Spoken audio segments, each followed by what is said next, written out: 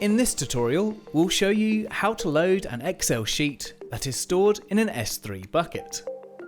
We're going to load a sheet of social media data.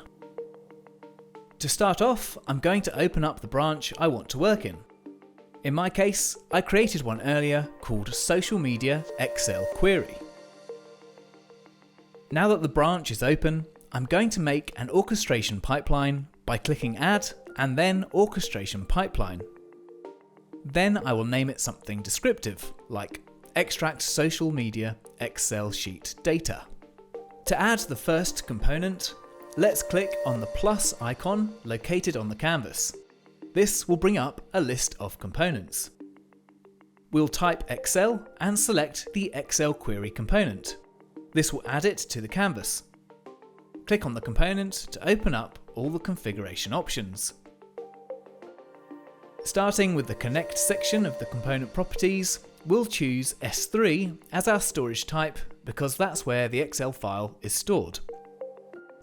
Next, we will find the Excel file by navigating to the relevant bucket folder. If we go to this location in our S3 bucket, we can see our file. In this example, I will be going through the process of accessing a private bucket. However, if you wanted to access a public one, it would be very similar, except you won't need credentials. Just paste in the full S3 location here. Don't worry if you see an error here, it's just saying it has no buckets to explore based on our credentials, but as we're using a public file, we don't need credentials in this case. You can see here, the green tick means that the connection section has validated successfully. Now let's continue with our example using a private bucket and move on to the configuration section. We'll begin by selecting our data source.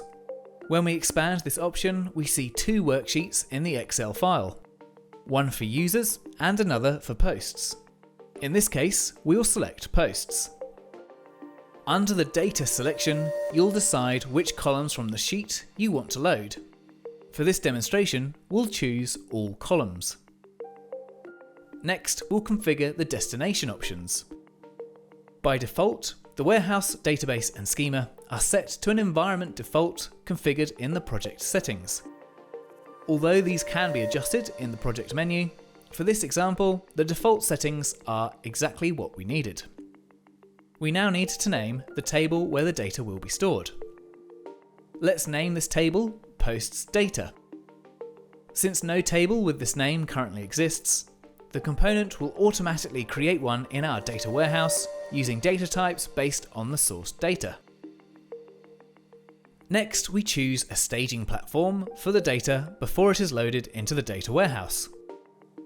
Our warehouse is a Snowflake warehouse, and this setting has defaulted to Snowflake Managed, which makes the process easier since no additional credentials are required.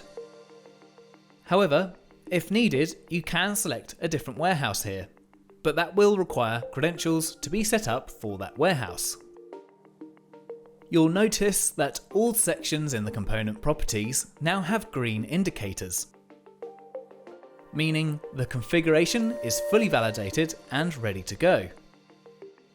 If you want to manually validate at any point, you can do so by clicking the Validate button, which helps ensure there are no errors before running your pipeline.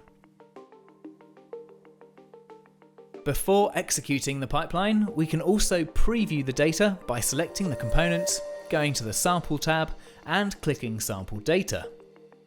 This allows us to review the data directly from the Excel sheet before it's loaded into the warehouse.